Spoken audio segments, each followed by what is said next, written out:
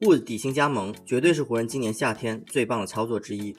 那么管理层究竟是施展了什么样的魔法，让 Wood 最终能够降薪来投？同时，随着 Wood 的加盟，湖人是否又可以重拾双塔，让 AD 回到他心爱的4号位上呢？相信 Pelinka 和 Ham 的揭秘与回答会给大家提供更多的讯息。Sorry, quick one for Rob. We haven't spoken to you since the Christian Wood signing. I think his talent, people know it around the league. What is it about this situation that you think can maybe maximize the things that he does well, and what were your conversations like with him about role and different things like that? The process around Chris was actually a lot of fun for Darvin and I. I think I spoke to his agent every other day for close to 2 months. And Darvin, I think Chris mentioned it in the media the other day. I think he and Darvin spoke or texted every day or every other day. It was a process of discovery for us to get to know him. Darvin had him early when he was with the Bucks. Everything as part of that journey was actually incredibly positive. Chris is a really articulate, very thoughtful kid. He thought deeply about the different opportunities he had. There were several contending teams that wanted to add him just because his skills are undeniable. A 7-footer that can spread the floor. He's got length. He moves fluidly. Just being down at LeBron's little mini camp in San Diego, seeing him on the court with Anthony Davis, and just the length that those two guys have together. He's a phenomenal talent, and we've had some guys come through here and use our platform that we're proud have gone on to get what they deserve from other teams. Like Dennis Schroeder last year came, had a great year, and got a new deal with the Raptors.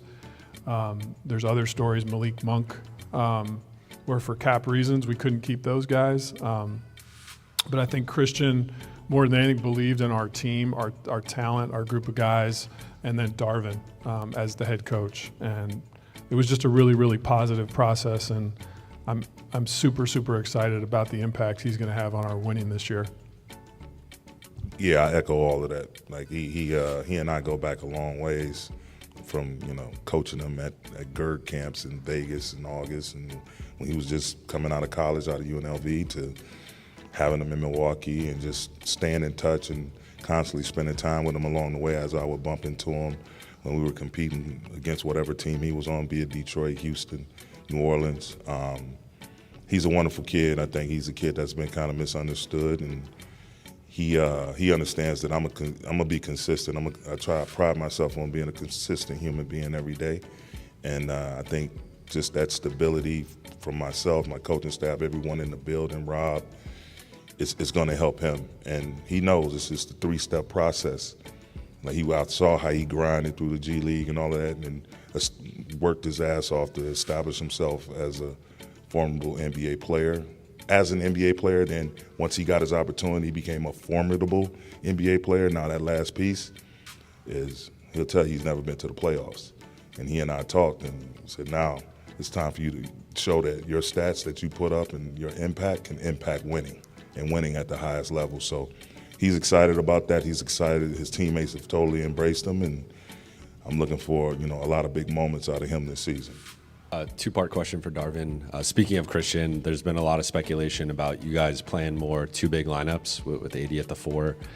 So one, how often do you envision playing those types of lineups? And then 2, how do you see LeBron fitting into that? Because he's played more at the 4 and the 5 the last couple of years, not as much at small forward. So is that something more that you envision when he's off the floor, or how do you see him kind of fitting in with that? Well, first I would say don't put a number on Bron. He's going to tell you it's either playing at a low level or high level, not at 1, 2, 3, or 4, or 5. So he plays all of that.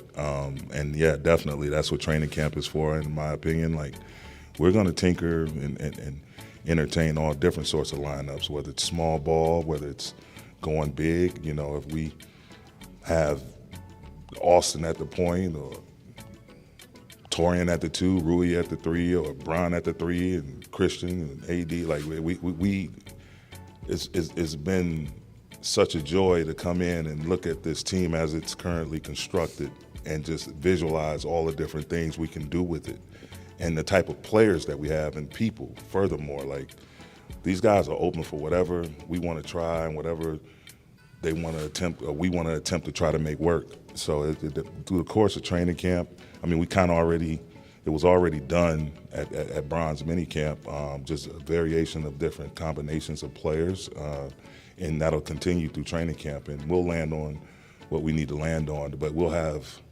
several different lineups that we can throw at opposing teams, for sure.